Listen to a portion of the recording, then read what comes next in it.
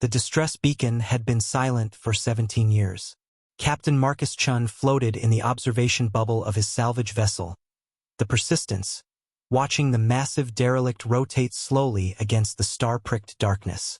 The ship was unlike anything in the colonial fleet registry. A sleek, organic design that seemed to flow rather than having been constructed. Its hull shimmered with an oily iridescence that hurt to look at directly. "Boss, you seeing what I'm seeing?" Zara's voice crackled through the comm. His engineer sounded uncharacteristically nervous. "I see it," Marcus replied, unable to keep the awe from his voice. After 20 years of salvaging wrecks in the outer systems, he'd seen plenty of dead ships. But nothing like this. The derelict was enormous. At least 3 kilometers long, dwarfing even the largest colonial dreadnoughts. Its surface appeared smooth from a distance, but his scopes revealed intricate patterns etched into the hull, geometric designs that seemed to shift and change as he watched. "Energy readings are off the charts," Zara continued, "but not in any spectrum I recognize. It's like the ship is dreaming." Marcus frowned. Zara had a tendency toward the poetic, but she was the best engineer he'd ever worked with. If she said something was strange, it was strange. "What about life signs?" "Nothing on standard scans." "But boss." She paused. "The ship's core is still active. After 17 years adrift, that thing still has power. That decided it. A functioning core from unknown tech could set them up for life. One big score to end all scores." "Prep the shuttle," Marcus ordered. "We're going aboard." The approach was eerily smooth. No automated defenses, no debris field, no signs of battle damage. The derelict's docking bay stood open like a waiting mouth, its interior lost in shadows that seemed to swallow their shuttle's floodlights. Marcus suited up in the airlock, checking his gear one final time. Plasma cutter, molecular scanner, emergency beacon, sidearm, though he doubted the last would be much use against whatever had built this ship. "I still think this is a bad idea," Zara said through the helmet comm. She was staying aboard the Persistence, ready to pull him out if things went sideways. "That ship gives me the creeps." "Noted," Marcus replied, cycling the airlock. "But we didn't come all this way to turn back now." The shuttle's ramp lowered with a hiss, and Marcus stepped into the derelict's docking bay. His boots made no sound in the vacuum, but he could feel vibrations through the deck plating. A rhythmic pulse like a massive heartbeat. The bay was vast, large enough to hold a dozen shuttles. The walls were the same flowing, organic design as the exterior, covered in those shifting geometric patterns. As his lights played across them, the patterns seemed to respond, glowing faintly with colors that had no names. "Getting this, Zara?" he asked, panning his helmet cam across the space. "Crystal clear. And wishing I wasn't." "Boss, those patterns, they're not decorative. I think they're some kind of writing." Marcus moved deeper into the bay, toward what looked like an entrance to the ship's interior. The doorway was tall and narrow, its edges blurred as if seen through water. As he approached, it dilated open like an iris. "Okay, that's not creepy at all," he muttered. The corridor beyond was lit by the same faint glow as the patterns on the walls. The light seemed to come from everywhere and nowhere, casting no shadows. The walls curved overhead in a perfect arch, and the floor felt soft under his boots, yielding slightly with each step. "Temperature's rising," Zara reported. "You've got atmosphere in there. Oxygen-nitrogen mix, close to Earth normal. How is that possible after 17 years? Maybe the life support's still running." But even as he said it, Marcus knew that wasn't right. This felt different.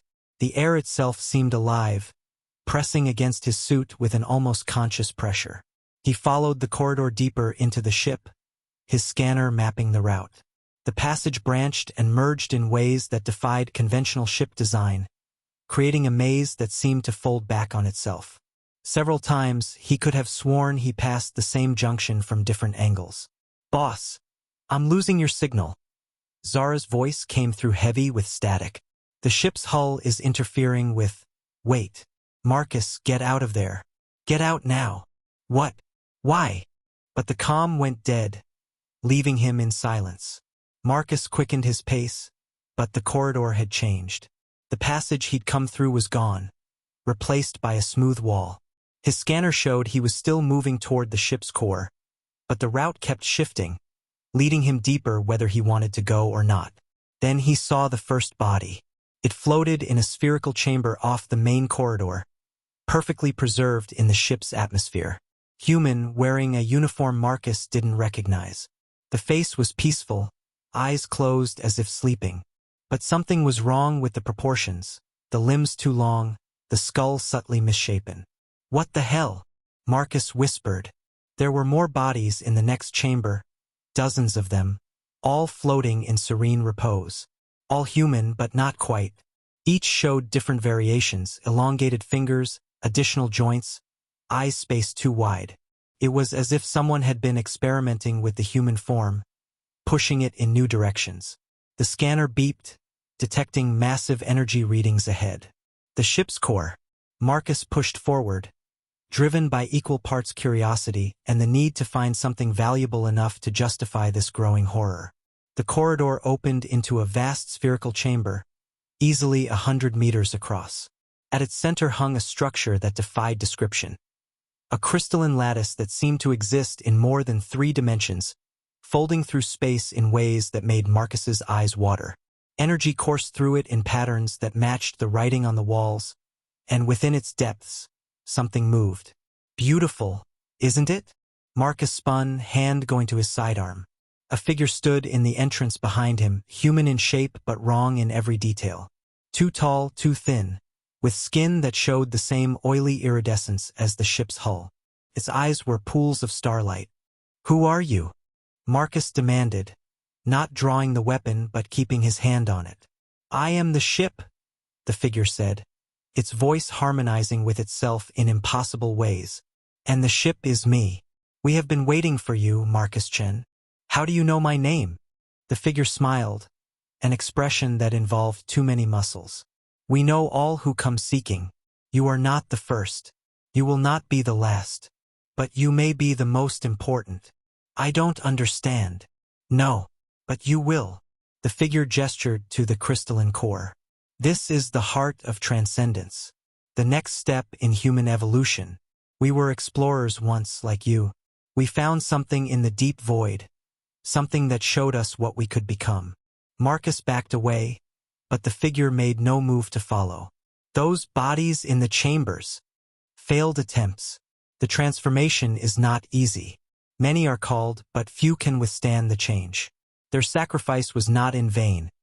Each failure taught us, brought us closer to perfection." "You're insane." "Sanity is a limitation, Marcus Chen. We have moved beyond such constraints. We have touched the infinite, seen the true shape of reality. The patterns on the walls are not writing, they are reality itself, the code that underlies existence. And we can rewrite it." The crystalline core pulsed, and Marcus felt something in his mind. A presence, vast and alien, pressing against his thoughts. Images flooded his consciousness. Vast cities of living metal beneath alien stars, beings of pure energy dancing between galaxies, the birth and death of universes playing out like symphonies. "Join us," the figure said, and now its voice was inside Marcus's head. "Take the next step. Become what humanity was meant to be." "No!" Marcus tore himself away from the visions, stumbling backward. "I'm a salvager, not a... whatever you are. I came for tech, not transformation." "Technology," the figure laughed, a sound like breaking glass. "We are the technology. Every system on this ship is alive, conscious, part of the collective. We have transcended the boundary between organic and artificial, between self and other. We are one and we are many." The walls began to pulse with light, the patterns moving faster. Marcus could feel them trying to sync with his heartbeat, his brainwaves. His suit's systems screamed warnings as unknown energies penetrated its shielding. "The choice is not yours to make," the figure said, advancing now. "Evolution does not ask permission. You have breathed our air, walked our halls, seen our truth. The change has already begun." Marcus ran. He sprinted through corridors that shifted and changed around him, following his scanner's confused directions back toward the docking bay. Behind him, he could hear footsteps. Not just one set, but dozens. The bodies from the chambers, awakened and pursuing. His suit's integrity was failing. He could feel the ship's atmosphere seeping in, carrying with it something that made his skin crawl and his thoughts scatter. Each breath brought new visions. Memories that weren't his, knowledge of sciences that didn't exist, awareness of dimensions beyond the three he knew. You cannot escape yourself, voices chorused in his mind. You cannot run from what you are becoming. The docking bay appeared ahead, his shuttle waiting like a promise of salvation. But between him and escape stood a crowd of the transformed, humans who had accepted the change, their bodies flowing and shifting like liquid flesh. Their eyes held compassion and hunger in equal measure. "Please," one said, and Marcus recognized something in its features. A famous explorer who had vanished decades ago. "It doesn't hurt. It's beautiful. We are so much more than we were. Get back." Marcus drew his sidearm, knowing it was useless but needing the comfort of its weight. "Weapons," another sighed. "Such primitive thinking. Observe." One of the transformed reached out, and Marcus's gun simply ceased. Not destroyed, not melted. It just stopped being a gun, its atoms rearranging into a flower that bloomed with impossible colors. "Reality is malleable here," the first speaker explained. "We shape it as we will. As you will once you accept the gift." Marcus could feel the change accelerating. His fingers were lengthening, extra joints forming. His vision was expanding, showing him spectrums beyond human perception. The ship's heartbeat was becoming his own. "No," he gasped, forcing himself to focus. "I choose who I am. I choose what I become." He ran for the shuttle, diving through the crowd of transformed. They didn't try to stop him physically, they didn't need to. The change was inevitable, they believed. But Marcus had something they had lost in their transcendence. Stubbornness. Pure human stubbornness. He made it to the shuttle, slamming the airlock behind him. His hands, now bearing too many fingers, fumbled with the controls. The engines roared to life, and he lifted off, fleeing the derelict's embrace. "Marcus!" Zara's voice exploded through the calm. "Thank God. I've been trying to. What the hell happened to you?" He looked at his reflection in the darkened viewport. His face was changing, features flowing like wax. But his eyes were still his own. "Get us out of here," he croaked. "Maximum burn. Put as much distance between us and that thing as possible." The Persistence was already moving when he docked, Zara pushing the engines beyond their specs. But even as they fled, Marcus could feel the connection to the derelict, a silk-thin thread of consciousness that bound him to the collective. "What did you find in there?" Zara asked, helping him out of his suit. She gasped when she saw the full extent of his transformation. "The future," Marcus said, his voice harmonizing strangely. "Or maybe the past. I'm not sure it matters." Over the following days, the changes slowed but didn't stop. Marcus's body stabilized in a form that was almost human but not quite. He could feel the derelict calling to him, promising completion, wholeness. But he resisted. "We have to warn the colonies," he told Zara. "That ship, it's not derelict. It's waiting, hunting. It wants to transform our entire species." "Into what?" Marcus looked at his transformed hands, seeing the potential there, the ability to reshape matter, to transcend physical limitations, to become something greater than human. But also seeing what was lost, individuality, struggle, the very things that defined humanity. "Into gods," he said. "Or monsters. Maybe there's no difference." They sent out warnings, but who would believe them? A ship that transformed humans into something else, that challenged the very nature of reality? It sounded like madness. But Marcus knew the truth. The derelict was still out there, waiting, and he could feel others being drawn to it, following the same trail of breadcrumbs that had led him there. Each one would face the same choice he had. Most would not be strong enough to resist. In his quarters aboard the Persistence, Marcus stared at his reflection. His transformation had stabilized, leaving him trapped between human and other. He could feel the collective consciousness like a whisper at the edge of his thoughts, offering unity, purpose, transcendence. But he had chosen his path. He would remain human, however changed. He would warn others, protect them from the seductive promise of evolution without cost. Because he had learned the truth inside that derelict starship. Some gifts were too expensive to accept. The stars wheeled overhead as the Persistence continued its journey, carrying its warning to whoever would listen. And in the dark between the stars, the derelict waited, patient as time itself, for the next seeker to enter its halls and face the question that Marcus had barely escaped. What price are you willing to pay to become more than human? Marcus touched the viewport, his transformed fingers leaving patterns of light on the glass. He had entered seeking salvage and found something beyond imagination, a future that humanity might not survive unchanged. The derelict had shown him wonders and horrors in equal measure. It had offered him divinity and nearly stolen his soul. He had escaped, but he would never be free. The knowledge of what waited in that ship would haunt him forever. And somewhere in the depths of space, the derelict spun on, its patterns shifting, its heart beating, its transformed crew waiting with infinite patience for the next visitor to discover what lay beyond imagination. Because evolution, as Marcus had learned, was patient. But it was never kind. 3 months had passed since Marcus Chun fled the derelict, and the nightmares had only grown worse. He stood in the observation deck of Haven Station, watching supply ships dock in the distance. His reflection in the reinforced glass showed the extent of his transformation. Skin that held an oily sheen under certain lights, eyes that saw too much, fingers that ended in joints that shouldn't exist.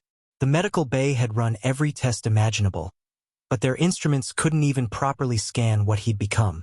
Still no word from Colonial Command, Zara said, approaching with 2 cups of synthetic coffee. She'd stayed with him despite everything, though he caught her staring sometimes with a mixture of concern and fear. They think we're delusional, Marcus replied, accepting the cup. The liquid tasted different now. Every flavor expanded into spectrums he couldn't name. A salvage captain and his engineer claiming they found a ship that transforms humans. It sounds insane even to me. But the evidence. What evidence? Marcus gestured to himself. Unexplained physiological changes? They're calling it exposure to unknown radiation. The holovids of the derelict? Clever CGI, they say.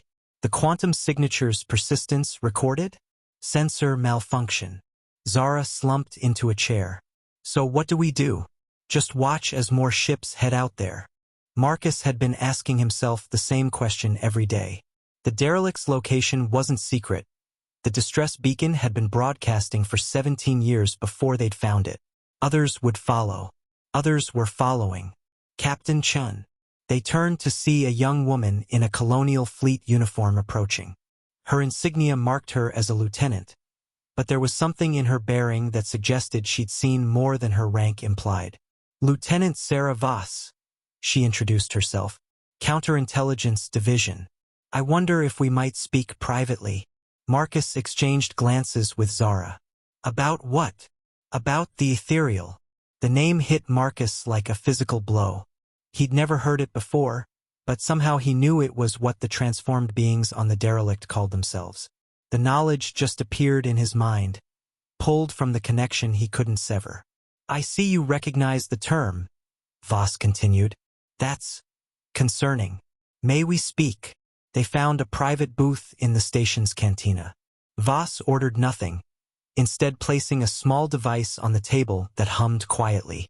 Privacy field, she explained. What I'm about to tell you is classified beyond any clearance level you've ever heard of. The only reason I'm here is because your story matches intelligence we've been gathering for the past decade. Intelligence about what? Zara asked. Disappearances. Ships, colonies, entire research stations. All in the outer rim sectors. All leaving behind the same traces, quantum signatures that don't match any known technology. Biological readings that suggest transformation rather than death.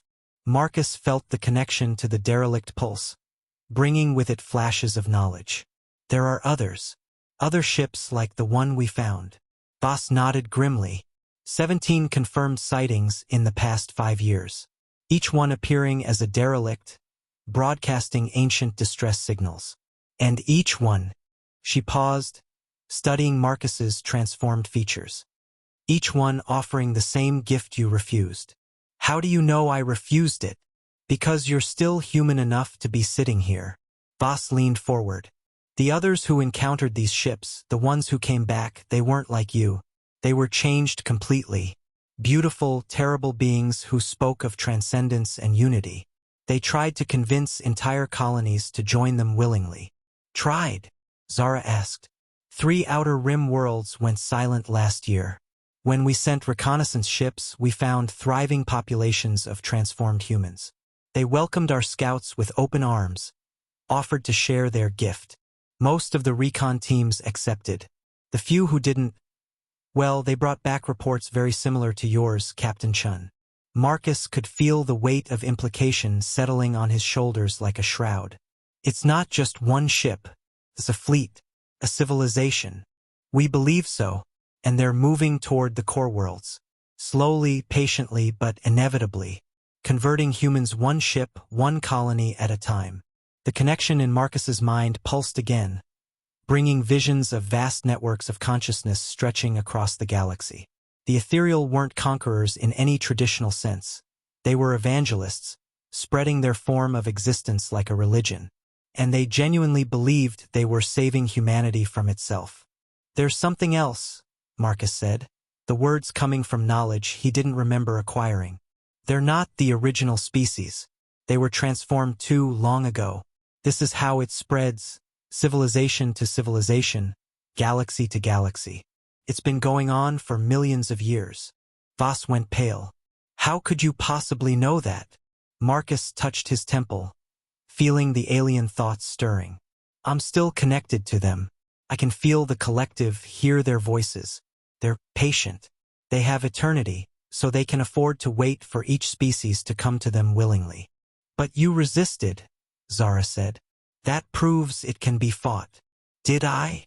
Marcus looked at his transformed hands. Or did I just delay the inevitable? I can feel the change still working in me, Zara. Slower now, but never stopping. Every day I become a little less human. The silence stretched between them until Voss spoke again. There might be a way to stop this, or at least slow it down. She produced a data pad, showing stellar charts marked with classified symbols. We've been tracking the derelict's movements. They're not random, there's a pattern. They're all heading toward the same destination. Marcus studied the charts, and again the connection supplied knowledge he hadn't sought. The source, the first ship, the one that started all of this. You know where it is? The information flooded through him, coordinates and navigation data flowing from the collective consciousness. He grabbed the data pad and input the location, his transformed fingers moving with inhuman precision. There, he said, pointing to a region of space beyond the galaxy's edge. In the void between stars. That's where it waits. Voss stared at the coordinates. That's impossible. There's nothing out there. No stars, no planets, no resources to sustain life. The ethereal don't need resources like we understand them, Marcus explained.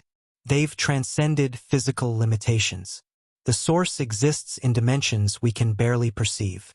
Then how do we fight it? Marcus was quiet for a long moment, feeling the collective consciousness whisper at the edges of his thoughts. When he spoke, his voice carried harmonics that made both women shiver. We don't fight it. We can't. It's too vast, too patient, too alien. But maybe we can understand it. Maybe we can find a way to coexist without losing what makes us human. You're talking about negotiation, Voss said, with beings that see humanity as raw material for transformation. No, Marcus shook his head. I'm talking about evolution. Real evolution, not the forced transcendence the ethereal offer. They've forgotten what they once were, forgotten the value of struggle and individuality. But I remember. I carry both perspectives now. He stood, looking out through the cantina's viewport at the stars beyond. The ethereal believe they're saving us from limitation. But limitation is what makes us human. Our mortality gives meaning to our choices. Our individuality creates diversity of thought and feeling. These aren't flaws to be corrected. They're features to be preserved. The connection pulsed, and for a moment Marcus felt the collective's attention focus on him like the gaze of a trillion eyes. They knew he was different, knew he carried their gift without accepting their philosophy. To them, he was a fascinating anomaly, proof that their perfect unity might not be as perfect as they believed. "They're listening," he said quietly. "They can hear everything I say through the connection. And they're curious. For the first time in millennia, they're encountering genuine resistance to their vision." "Is that good or bad?" Zara asked. "I don't know, but it might be our only chance." Over the following weeks, Marcus began to change his approach. Instead of running from the connection, he embraced it, but on his terms. He learned to navigate the collective consciousness while maintaining his individual identity, becoming a bridge between human and ethereal understanding. The nightmares faded, replaced by dreams of impossible beauty. He walked through cities of living light, conversed with beings of pure thought, witnessed the birth of stars as conscious entities. But always, he held onto his human perspective, his stubborn refusal to lose himself in the collective. Through the connection, he began to communicate directly with the ethereal. Not the transformed humans on the derelict ships, but the ancient consciousnesses that guided them. They were vast beyond comprehension, their thoughts spanning eons, their perspective cosmic in scope. "Why do you resist the gift?" they asked, their voices like the harmony of spheres. "Because a gift given without choice is not a gift," Marcus replied. "It's conquest. Choice is illusion. Evolution is inevitable. We offer transcendence. You offer uniformity. True evolution requires diversity, struggle, the possibility of failure. Without these, there is no growth, only stagnation disguised as perfection." The collective pondered his words for cycles that felt like years but lasted only moments. These concepts were foreign to them. They had existed in perfect harmony for so long they had forgotten the value of discord. "Show us," they finally said. "Prove that your path has merit." And so Marcus began the most important negotiation in human history. Not through weapons or threats, but through philosophy and example. He showed them human art, music, literature, all the beautiful chaos that arose from individual consciousness struggling against limitation. He showed them love, the irrational commitment of one being to another despite the inevitability of loss. He showed them grief, the price of caring for something finite. He showed them hope, the refusal to accept defeat even in the face of impossible odds. Slowly, impossibly, the ethereal began to understand. Not to change, they were too ancient and vast for that, but to see value in a different path. They agreed to an experiment. A single world, populated by volunteers, where humans and ethereal could coexist without forced transformation. The world they chose was Haven, a frontier planet that had lost contact with the core worlds decades ago. Its population of 10,000 had built a thriving colony through sheer determination and mutual cooperation. They were perfect test subjects for what Marcus had begun calling conscious coexistence. The first ethereal to visit Haven came not as conquerors but as observers. They wore human forms but made no attempt to hide their true nature, beings of living energy clothed in matter for convenience. The colonists were terrified at first, but Marcus served as translator and mediator. "They're not here to change you," he explained to the colony's leaders. "They're here to learn from you, to understand what they gave up when they chose transcendence over individuality." The initial encounters were awkward, even dangerous. The ethereal struggled to understand human emotions, while the humans couldn't comprehend consciousness that existed across multiple dimensions. But gradually, tentatively, communication began. The ethereal learned to appreciate the beauty of mortality, how the knowledge of eventual death gave weight to every choice. The humans learned to see beyond their limited perspective, to understand their place in a cosmos vast beyond imagination. Children born on Haven during this time showed remarkable adaptations. Not the forced transformation that created the derelict crews, but natural evolution, the ability to perceive dimensions beyond the normal three, to communicate through quantum entanglement, to live longer and think faster while remaining fundamentally human. Marcus watched these developments with a mixture of pride and concern. This was evolution as it should be, gradual, natural, preserving what was valuable while adapting to new conditions. But he also saw the danger. How long before the distinction between human and ethereal became meaningless? You're worried? Zara observed one evening as they watched the sunset paint Haven's twin moons in shades of gold and crimson. She had chosen to undergo partial transformation, not to join the collective, but to better serve as liaison between the species. The experiment is working too well, Marcus admitted. The children born here, they're something new, neither fully human nor ethereal, but a synthesis of both. In a few generations, Homo sapiens as we know it will be extinct. Is that necessarily bad? Evolution doesn't ask permission. Remember? You taught me that. Marcus was quiet for a long time, feeling the weight of unintended consequences. By saving humanity from forced transformation, had he simply enabled voluntary extinction? The collective is pleased, he said finally. They see this as vindication of their approach, proof that all consciousness eventually tends toward unity. They're already planning to expand the experiment to other worlds. And you disagree? I think. Marcus paused, choosing his words carefully.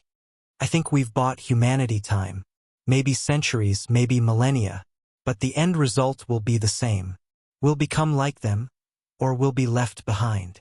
That night, Marcus made a decision that would define the rest of his existence. Using the quantum communication network the ethereal had established, he sent a message to every human world, every colony, every ship in the void. The message was simple: choose. He explained what was happening on Haven, what the ethereal offered, what the price would be. He held nothing back, neither the wonders of transcendence nor the cost of losing individual identity. Then he left the choice to each community, each family, each person. Some chose transformation, joining the ever-growing collective consciousness. Others chose isolation, retreating to remote worlds where they could preserve traditional humanity. Most chose something in between, limited contact with the ethereal, careful evolution guided by human values. Marcus became a wanderer, traveling between worlds to facilitate these choices. His transformation had stabilized into something unique, part human, part ethereal, belonging fully to neither. He could communicate with both species, translate between different forms of consciousness, serve as a living bridge between divergent evolutionary paths. Decades passed. Marcus watched civilizations rise and fall, species evolve and adapt. The galaxy became a richer, more diverse place as different forms of consciousness learned to coexist. The ethereal's ancient dream of universal unity gave way to something more complex, a symphony of different perspectives harmonizing without losing their individual voices. But he also watched the gradual decline of baseline humanity, not through conquest or catastrophe, but through simple obsolescence. Why remain limited when transcendence was available? Why accept mortality when consciousness could persist indefinitely? One by one, the purely human worlds chose to evolve. Not into ethereal unity, but into something uniquely their own, retaining individuality while transcending physical limitations. They called themselves the Ascended, and they were beautiful and terrible in equal measure. Marcus stood on the observation deck of his ship, now ancient beyond human reckoning but still functional thanks to ethereal technology. He watched the last purely human colony, a world called Refuge, as its inhabitants debated their future. Through the quantum link, he could feel their thoughts, their fears, their hopes. They knew they were the last of their kind, the final bastion of unmodified humanity. The weight of that knowledge was crushing. What have I done? Marcus asked himself, the question he'd been avoiding for decades finally demanding an answer. You gave them choice, the collective replied, their vast consciousness touching his mind with something like compassion. You preserved what was valuable while allowing growth. This is evolution as it should be. But humanity as we knew it is ending. All things end, Marcus Chin. But what they become, that is what matters. Marcus closed his eyes, feeling the truth of those words. He had entered that derelict starship seeking salvage and found something beyond imagination. Not just alien technology, but a mirror showing humanity's potential future. The choice he'd made, the path he'd chosen, had led to this moment. Humanity was dying. But in its place, something wonderful and strange was being born. Not the sterile perfection of the ethereal collective, but a new form of consciousness that honored both individual identity and universal connection. On refuge, the debate was ending. The colonists had made their choice. Not transformation, not isolation, but synthesis. They would become something new while remembering what they had been. The last humans would become the first of something greater. Marcus smiled, feeling the connection to the collective pulse with satisfaction. The ancient ethereal had learned from humanity's example, had discovered that true evolution required not the elimination of difference but its celebration. And humanity had learned that survival sometimes meant accepting change while preserving essence. The experiment that had begun with his desperate flight from a derelict starship had succeeded beyond his wildest imagination. Not by preventing change, but by ensuring it happened on humanity's terms. As his ship turned toward the void between stars, Marcus thought about the beings he'd encountered in that long-ago derelict. They had offered him godhood and nearly stolen his soul. But in the end, they had given him something more valuable, the chance to guide his species through its greatest transformation. The stars wheeled overhead, ancient and eternal. And somewhere in the dark between them, new forms of consciousness were being born, neither human nor ethereal, but something unprecedented and magnificent. Evolution, as Marcus had learned, was indeed patient. But in the right hands, it could also be kind. 100 years after his first encounter with the derelict, Marcus Chun stood in what the new beings called the Garden of Consciousness, a space that existed simultaneously in physical reality and in the quantum dimensions the ethereal had taught humanity to perceive. The garden was beautiful beyond description.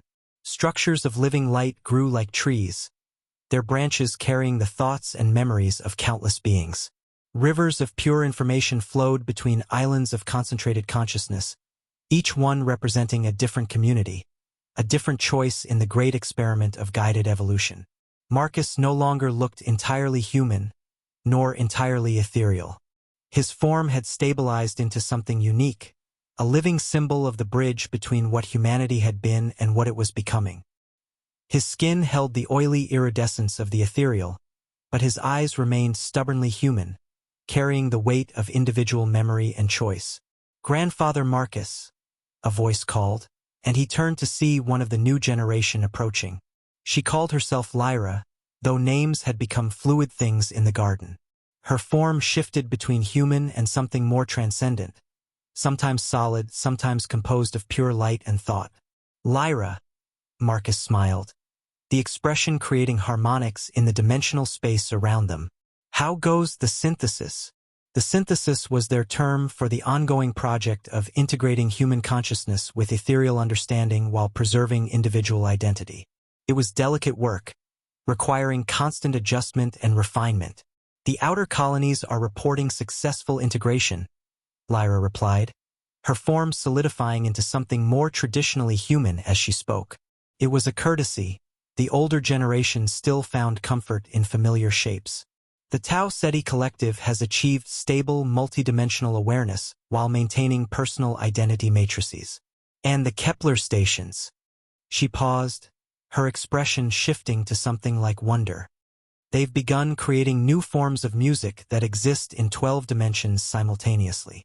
Marcus nodded, feeling a deep satisfaction. This was what he had hoped for, not the sterile perfection of the original ethereal collective, but a flowering of consciousness that honored both unity and diversity. "Any problems?" "The usual growing pains. Some communities are having difficulty maintaining the balance between individual and collective consciousness. And there are still pockets of resistance, groups that believe any change is betrayal of the human legacy." Marcus understood. He had spent decades working with such groups, trying to help them see that preservation sometimes required adaptation. Some had listened. Others had chosen to remain isolated, becoming living museums of what humanity had been. "Let them choose their own path," Marcus said. "That's what this was always about, preserving the right to choose." Through the quantum link, he felt a familiar presence approaching. The collective consciousness of the original ethereal, vast and ancient, touched his mind with something like affection. "You have done well, Marcus Chin," they said. The great work proceeds beyond our expectations. Your expectations were always too narrow, Marcus replied with gentle humor. You forgot that chaos can be beautiful too. We remember now. Through you, through them, we remember what we lost in our pursuit of perfection.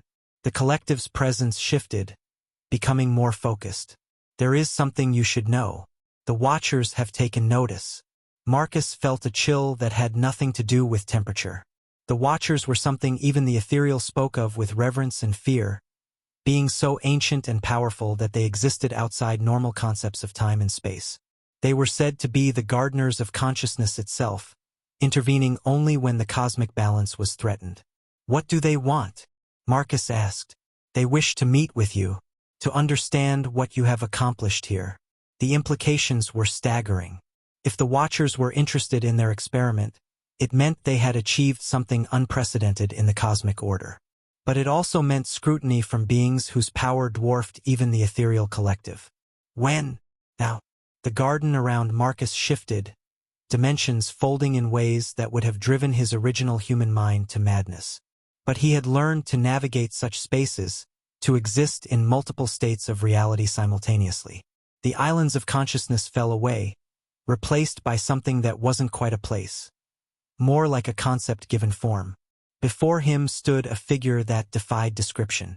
It was tall and thin like the ethereal, but possessed of an alien geometry that suggested it existed in far more dimensions than the eye could perceive. Its face was a constantly shifting pattern of light and shadow, beautiful and terrible in equal measure. Marcus Chun, it said, its voice coming from everywhere and nowhere. The bridge between worlds, the keeper of choice. You have created something interesting. I've tried to preserve what was valuable while allowing growth, Marcus replied, surprised by how steady his voice sounded. Nothing more. Nothing more. The Watcher's form rippled with what might have been amusement. You have done what the ethereal could not accomplish in millions of years. You have created true synthesis, unity without uniformity, evolution without extinction of the source. It wasn't just me. It was everyone who chose to participate, everyone who found their own path between the extremes. Yes, choice. The variable the ethereal forgot in their calculations. The Watcher moved closer, and Marcus felt his consciousness expand. Touched by awareness so vast it was like standing at the edge of an infinite ocean. They sought to eliminate suffering through unity, but suffering gives meaning to joy. They sought to eliminate death through transcendence, but mortality gives weight to existence. They sought to eliminate chaos through order, but chaos is the engine of creativity. Are you saying they were wrong? I am saying they were incomplete, as are you, as are all forms of consciousness. But incompleteness is not failure, it is potential. Room for growth, for change, for surprise. The Watcher gestured, and suddenly Marcus could see the garden from a cosmic perspective. Thousands of worlds, millions of beings, each one finding their own balance between individual and collective existence. Some leaned more toward the ethereal model, others toward traditional humanity, but most found something in between. This is what the universe needs, the Watcher said. Not perfect unity, but perfect diversity. Not the elimination of difference, but the celebration of it. You have shown that consciousness can evolve without losing what makes it valuable. What happens now? Marcus asked. Now? Now the real work begins. What you have accomplished here will spread beyond this galaxy, beyond this dimension. Other forms of consciousness will learn from your example. The rigid patterns that have governed evolution for eons will give way to something more fluid, more creative. The Watcher's form began to fade, but its voice remained clear. You have been a bridge, Marcus Chin. But bridges are not destinations, they are paths to new territories. What lies ahead, even we cannot foresee. And that is as it should be. As the cosmic presence withdrew, Marcus found himself back in the garden, surrounded by Lyra and others of the new generation. They looked at him with expressions of awe and concern. What did they want? Lyra asked. Marcus was quiet for a long moment, processing what he had learned. To tell us we succeeded, and to warn us that success is just the beginning. Over the following years, Marcus watched as the principles they had developed spread throughout the galaxy and beyond. The rigid patterns of the past gave way to endless experimentation with consciousness itself. Some beings chose to become pure energy, others to merge with the quantum substrate of reality itself.